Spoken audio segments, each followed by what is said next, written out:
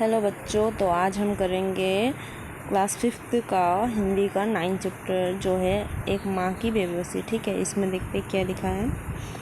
इस कविता को पढ़ते समय आँखों के सामने कई चित्र बनते हैं। बचपन का चित्र, बचपन के खास समय, खेल और साथियों का चित्र। उन साथियों में एक खास साथी रतन का और एक माँ का चित्र। इसे पढ़ो और महसूस करो। कविता धीरे धीरे पढ़ने की चीज़ है, उससे मन में उतरने में काफ़ी समय लगता है। कभी कभी तो बरसों बाद हम बचपन की पढ़ी कविता पढ़ते हैं तो लगता है पहली बार पढ़ा है। इसे कविता पढ़ने के बाद मन के किसी कोने में घर बना लेती है, किसी मौके पर वह उभर आती है। कविता कहानी सबके साथ यही होता है, इसलिए हमें इसे चिंतित होने की ज़रूरत नहीं है कि कविता एक बार में पूरी तरह समझ में आ रही है या नहीं। अगर उसे सिर्फ एक चित्र ही उभरता है तो कविता कामयाब है। ठीक है, चलो इस कविता में क्या है तो आगे हम वो पढ़ेंगे। ठीक है बच्चों, तो ये है कविता स्टार्ट यहाँ से जो है।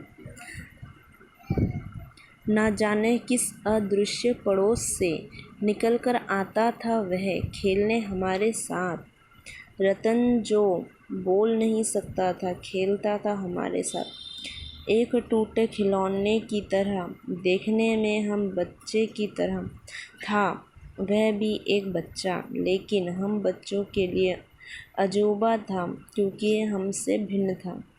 थोड़ा घबराते भी थे हम उससे क्योंकि समझ नहीं पाते थे उसकी घबराहट को, न इशारों में कही उसकी बातों को, न उसकी भयभीत आँखों में हर समय दिखती उसके अंदर एक छटपटाहटों को।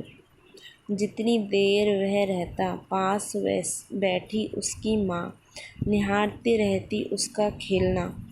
अब जैसे जैसे कुछ बेहतर समझने लगा हो, उसकी भाषा जो बोल नहीं पाते हैं याद आती।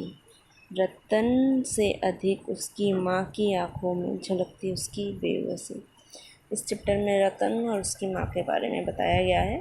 इस चैप्टर में यही है। ठीक है, आज के लिए इतना ही। Thank you.